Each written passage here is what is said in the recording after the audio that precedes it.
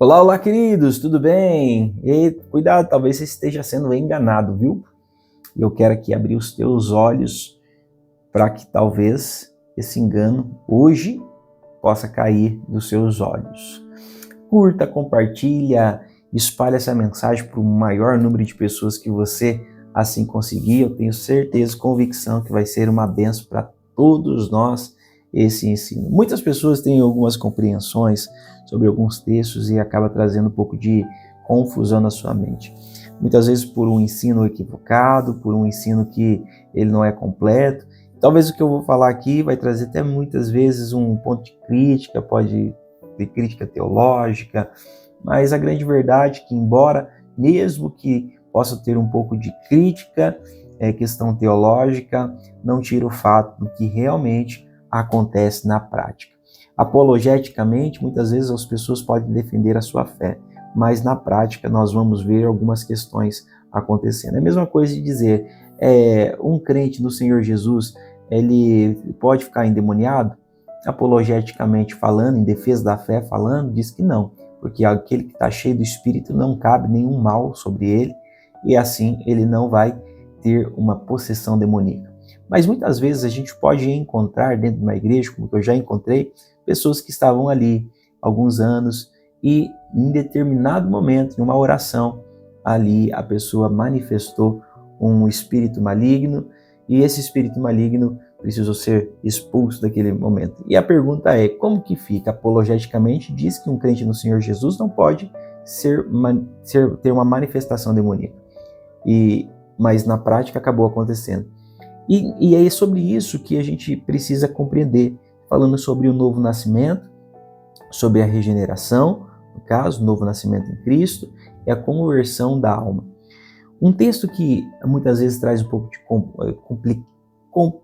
complicação, vamos colocar assim, um entendimento, que muitas vezes pode ser estar sendo enganado sobre isso, cuidado, é que eu sou uma nova criatura, eis que tudo se fez novo, as coisas velhas já se passaram, e agora eu passo a viver uma nova perspectiva.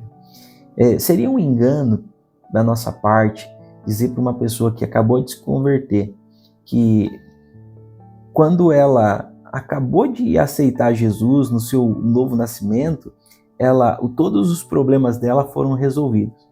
Que agora ela não vai ter mais nenhum tipo de dificuldade, que ela não vai ter mais nenhum tipo de problema, que ela não vai ter mais nenhum tipo de tentação, que ela não vai ter mais os maus hábitos, porque agora ela é uma nova criatura. E o texto, ele fala, segundo a carta de Paulo aos Coríntios, capítulo 5, verso de número 17, esse texto ele fala a respeito daquele que está em Cristo. Estar é uma condição. Eu estou em Cristo. Ou seja, eu passo a viver a mente de Cristo. Mas referindo ao áudio de ontem, o que acontece? Uma coisa é eu ter a salvação. A outra coisa é eu ter a minha mente mudada, as minhas emoções mudadas, os meus hábitos mudados. Ter a mente mudada, os meus hábitos mudados, a minha forma de caminhar mudada, isso é estar em Cristo. Mas algumas pessoas acabam defendendo esse texto, dizendo que ao momento que a pessoa aceitou a Jesus, as coisas velhas já passaram, seus maus hábitos passaram, enfermidades, tentações, e quando você olha, você não fala assim, uau, mas eu não vejo isso acontecendo. Eu continuo tendo tentação, eu continuo tendo enfermidade, eu continuo tendo as minhas dívidas. E falar para uma pessoa que acabou de aceitar Jesus, que as coisas velhas se passaram, que tudo fez novo e tudo já foi resolvido na vida dela, é no mínimo enganá-la. É no mínimo falar para ela bem assim, olha, agora que você aceitou a Jesus, aquela conta que você fez, que você comprou o seu cooktop, que você comprou a sua máquina de lavar, que você comprou o seu carro, as coisas velhas já passaram. Eis que tudo se fez novo. Você não precisa pagar.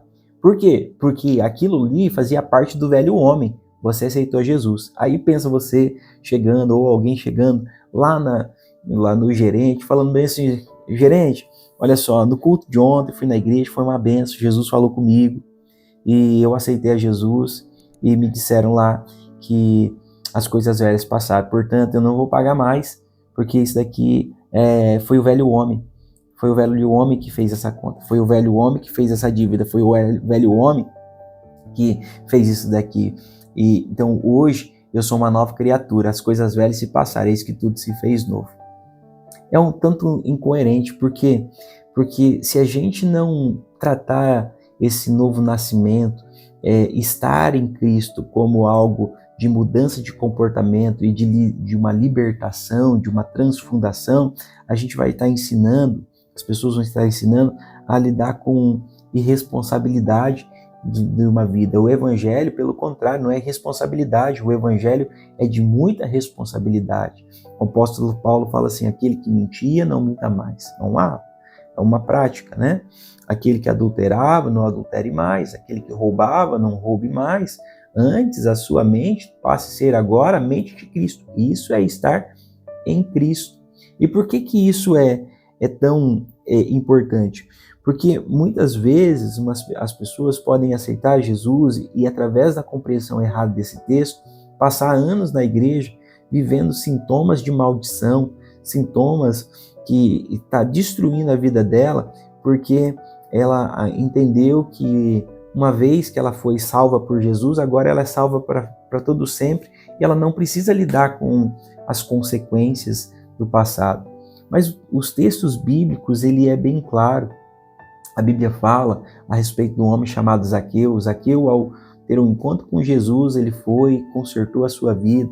No livro de Atos, acho que é Atos ou Efésios, agora me fugiu a referência aqui, mas fala que quando algumas pessoas aceitaram o evangelho que foi sido pregado, as pessoas pegaram os seus livros de bruxaria, de feitiçaria e colocaram todos ali para ser queimado, e deu um grande valor em quantia, porque aquele questão antiga não compactuava mais com a nova forma, com a nova vida que estava acontecendo. E quando o apóstolo Paulo ele escreve essa carta, ele fala para a igreja ali em Corinto, ele fala assim, olha, não olhe para as pessoas pelos seus antigos comportamentos, as coisas velhas já passaram. Ou seja, aquele que era um bruxo, aquele que era um pecador, as coisas velhas já passaram. Quem está em Cristo é uma nova criatura. Agora ele vai ser mudado a sua forma de pensar. Ele vai se revestir do novo ser. Ou seja, muitas pessoas foram ensinadas a não resolver a sua vida no passado. Muitas pessoas não foram ensinadas a chegar e pedir perdão por aquilo que cometeu no passado. Muitas pessoas não foram ensinadas a ir ter um processo de reconciliação. E hoje, muitas pessoas estão dentro da igreja e elas ficam infrutíferas, ficam sobre influência. Eles estão, vou colocar assim, que muitas pessoas estão desviadas dentro da igreja, os famosos crentes carnais, os famosos pessoas que são morto-vivo, aquilo que o apóstolo João fala na carta do Apocalipse, né? Você tem jeito que vive, mas você está morto. É um morto-vivo, é um zumbi. Ou seja, o que a gente precisa compreender nesse texto é que estar em Cristo é um verbo, estar presente, é viver como Cristo, é a mente de Cristo. Por isso eu posso sim entender que as coisas velhas passaram, eu não posso ser julgado pelas pessoas pelos meus comportamentos antigos, mas o meu novo momento precisa ser mudado. Ou seja, há uma nova perspectiva, há um novo jeito de caminhar. E nós precisamos ter essa compreensão de que a nossa vida é viver na liberdade. Agora pensa, quando uma pessoa ela não é ensinada sobre essa perspectiva, ela possivelmente vai ter problemas financeiros, possivelmente vai ter problemas de ordem emocionais, possivelmente ela vai estar ligada lá atrás com algumas questões na sua vida. Por quê? Porque ela não concluiu o seu passado. Ela não deixou com que o seu passado fosse concluído. Ela não deixou que tudo realmente se fizesse novo. Ela sim aceitou o evangelho, ela sim recebeu o dom gratuito de Deus, mas ela não vive como uma pessoa livre. Ela vive como uma pessoa escrava. E quem sabe você pode até estar vivendo escravos de sempre, muita dependência financeira, escravo muitas vezes, ainda mesmo depois de ter aceitado Jesus, ainda escravo do álcool, mesmo que depois aceitou Jesus, escravo da briga, mesmo que depois que aceitou Jesus, escravo da mentira, mesmo que depois que aceitou a Jesus, escravo ainda da doença. Ou seja, tudo isso precisa ser confessado através do nome de Jesus e trazer Jesus para a história e fazer com que Jesus ele entre em cada parte, em cada momento, em cada área da sua vida. E isso precisa ser tratado com bastante seriedade. O que nós estamos propondo aqui, que eu estou propondo nesses momentos de devocional, esses momentos de meditação e os 21 dias, é fazer com que eu e você enxergamos sobre a perspectiva das áreas, quais são as áreas que eu não estou conseguindo avançar, que talvez traumas, você pode estar salvo, mas os traumas podem estar te barrando, porque você não confessou esses traumas, você não deixou Jesus entrar nas áreas dos traumas, quem sabe um abuso, quem sabe uma palavra que te ofenderam, quem sabe um abuso verbal, quem sabe um abuso emocional, quem sabe um abuso até mesmo sexual, e isso está travando, você não está conseguindo viver a nova vida. E pode ser que de forma financeira, o que você não resolveu lá atrás, uma conta que você deixou aberta, o seu nome que foi para o Serasa, o seu nome que foi para o SPC, o seu nome que entrou com a questão com a dívida ativa, o seu nome que ficou ali, caducou a minha dívida, 5 anos caducou. Não, fica ativo no Banco Central. E tudo isso precisa ser redimido, tudo isso precisa ser aplicado ao nome de Cristo, para que a sua nova vida ela realmente seja um momento de santificação e ela seja um momento de frutificar. E muitas vezes, querido, você pode não estar frutificando, ou você conhecer pessoas que não estão frutificando pelo fato delas não terem conseguido ou não terem sido ensinadas sobre isso, que precisa ir lá atrás resolver a vida, que precisa fechar as brechas, que precisa sim voltar e pagar as contas que foram abertas. Quando eu falo assim que uma pessoa que ela aceitou a Jesus, que ela está salva e agora ela não precisa fazer mais nada, que ela vai estar sempre salva, eu estou enganando ela, porque o evangelho é responsabilidade, o evangelho é fazer voltar lá atrás, pedir perdão, consertar a vida, para que Deus possa deixar com que a gente seja frutífero e sejamos uma pessoa madura. E essa maturidade ela vai crescendo.